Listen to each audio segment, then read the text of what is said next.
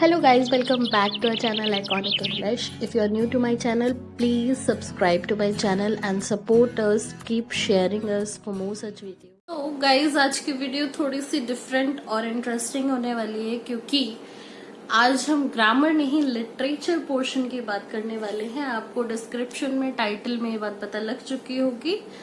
तो अब हम क्या करेंगे गाइज कि एक एक क्लास की सीबीएसई का सिलेबस उठाएंगे और एक एक चैप्टर्स आपको मैं एक्सप्लेन करूंगी, ब्रीफली समराइज करूंगी कि उस चैप्टर में बताया क्या गया है।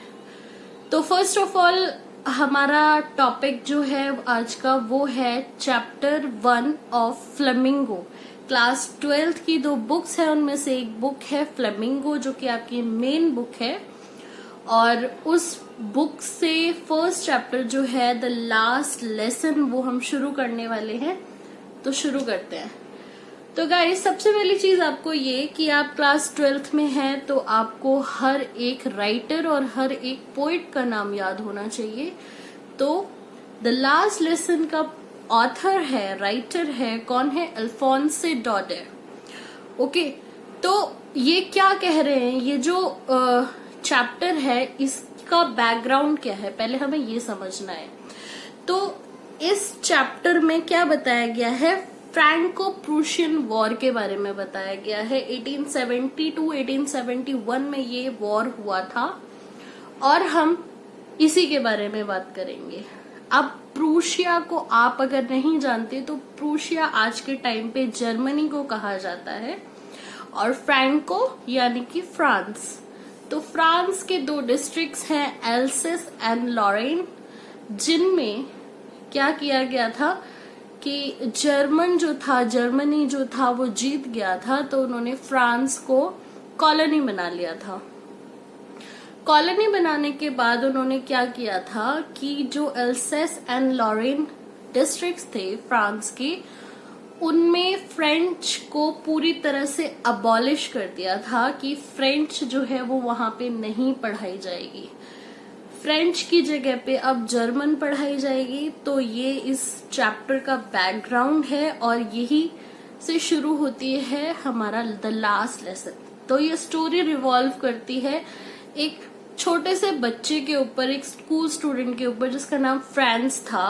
और फ्रांस का क्या था कि उसे बिल्कुल भी फ्रेंच पढ़ना लिखना पसंद नहीं था। उसको क्या पसंद था कि वो बाहर जाए, बर्ड की चर्पिंग्स देखे, सुने, वहां पे सन का व्यू देखे, बाहर लोगों के साथ खेले कूदे, बाहर के जो नेचर की जो ब्यूटी है उसको वो ऑब्जर्व करे और वो एंजॉय करे। बिसाइड्स कि वो एम हेमल जो कि उसके टीचर थे फ्रेंच के, वहां पे उनके साथ जाए और उनके साथ क्या करे, पार्टिसिपल्स जो कि वो उससे उस दिन सुनने वाले थे उसको जाके अटेंड करे।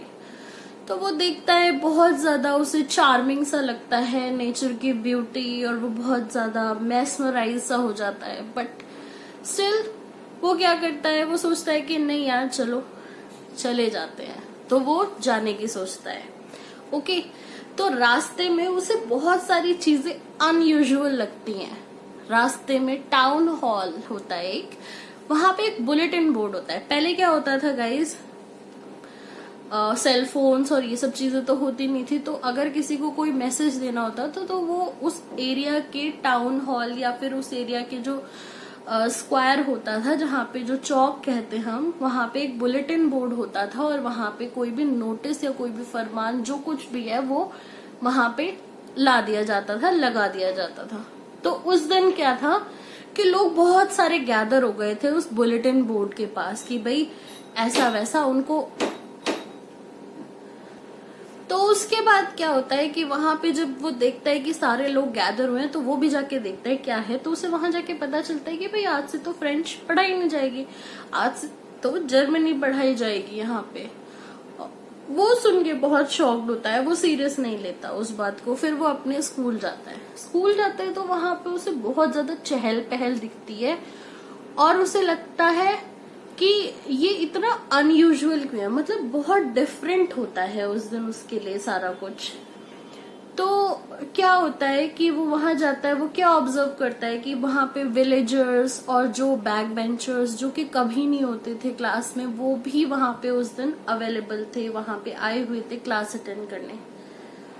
तो वो वहां जाता है, वो सोचता है कि भाई क्या सच में ऐसा कुछ है या नहीं है, क्या है, मैं जाके देखता हूँ।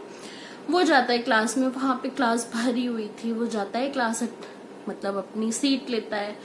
फिर उसके बाद एम हैमेल जो थे, जो उनके टीचर थे, वो बहुत स्ट्रॉन्ग, बहुत ही ज्यादा डिसिप्लिन्ड पर्सन थे, बहुत ज्यादा डिसिप्लिन्ड थे और स्ट्रिक्ट कह सकते हैं उनको, पर वो बहुत ज्यादा डिवोटेड थे अपनी जॉब के लिए। वो 40 ईयर्स से वहां पे फ्रेंच सिखा रहे थे और अब उनके लिए भी ये फरमान आ गया था कि भाई अब उनको वहां से जाना पड़ेगा, अब उनका वहां पे कोई काम नहीं है और वो वहां पे फ्रेंच नहीं सिखा सकते।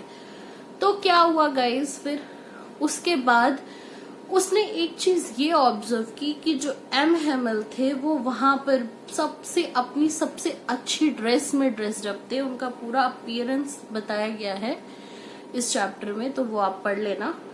तो वो अपनी सबसे बेस्ट ड्रेस में थे, जो कि वो किसी सेरेमनी या फिर किसी अवार्ड फंक्शन या फिर किसी फेस्टिवल टाइप की जो भी होता था इवेंट, उसमें वो पहनते थे। तो वो बहुत ज्यादा डर गया और जब उसने क्लास अटेंड करी तो उसे एम हैमेल ने क्लास में अनाउंस किया कि अब से यहाँ पे फ्रेंच नहीं सिखाई जाएगी और जर्मनी इम्पोज कर दी गई है।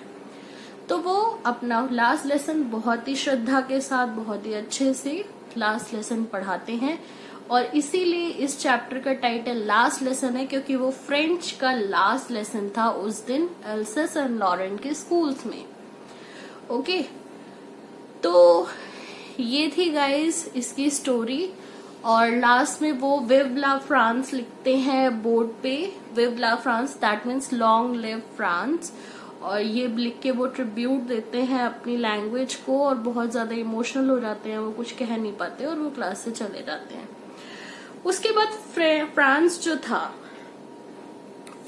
था वो क्या करता है, वो ये सोचता है कि भाई अब बहुत ज्यादा रिग्रेट फील करता है, बहुत ज्यादा गिल्टी फील करता है कि मैंने कभी अपनी लैंग्वेज को इतना वो नहीं दिया और इम्पोर्टेंस नहीं दी, कभी सीखा नहीं और बहुत गलत किया। वो मतलब बहुत ज्यादा इमोशनल और सिंपैथेटिक हो जाता है अपनी लैंग्वेज को लेके। और कोई भी होगा, अगर आपको भी सडनली बता दिया जाए कि हिंदी इंग्लिश आपसे आप नहीं पढ़ेंगे या फिर अब आप कुछ और ही पढ़ेंगे, स्पेनिश या फ्रेंच पढ़ेंगे और आप वही पढ़ेंगे, अब आप अपनी लैंग्वेज बोल भी नहीं सकते, वो एक इलीगल हो जाता है, तो आपको भी बहुत ज्यादा इमोशनल फील होगा। तो ऐसे ही फ्रांस के साथ हुआ था। तो उसके बाद वो बहुत ज्यादा डिवोटेड हो जाता है अपनी लैंग्वेज के लिए और वो एक सार्कास्टिक कमेंट भी देता है लास्ट में कि क्या जो पीजन्स हैं उनको भी कूइंग करने के लिए, यानी कि जो उनकी लैंग्वेज है कू करने की, उनसे भी छीनी जा सकती है। हम तो ह्यूमंस हैं, हमसे तो तुम छीन लोगे, तो क्या तुम उनसे भी छीन सकते हो? बट ये अब कुछ नहीं कर सकते थे। और यही थी इस चैप्टर की समरी गाइस। आई होप आपको समझ आई हो। आपको इस चैप्टर में से तैयार क्या करना है, जो भी एनसीईआरटी के क्वेश्चंस दिए हुए हैं, जैसे कि बुलेटिन बोर्ड पे क्या लिखा हुआ था, एम हैमेल का अपीयरेंस और कैरेक्टर स्केच, आप जितने भी है फ्रांस का और एम हैमेल का कैरेक्टर स्केच याद कर लेना। और इसके अलावा आप क्या अनयूजुअल चीजें फ्रांस ने ऑब्जर्व की थी वो याद कर लेना, ठीक है। और राइटर का नाम आपको हमेशा याद रखना है हर चैप्टर का, राइट। तो अल्फोंसे डॉडे है। और कमेंट बॉक्स पे आप मुझे फीडबैक देना। And if you like this video, hit the like button, keep sharing, keep liking, keep spreading education. और अगर आपने अभी तक इस चैनल को सब्सक्राइब नहीं किया है तो प्लीज सब्सक्राइब करें। Thank you guys.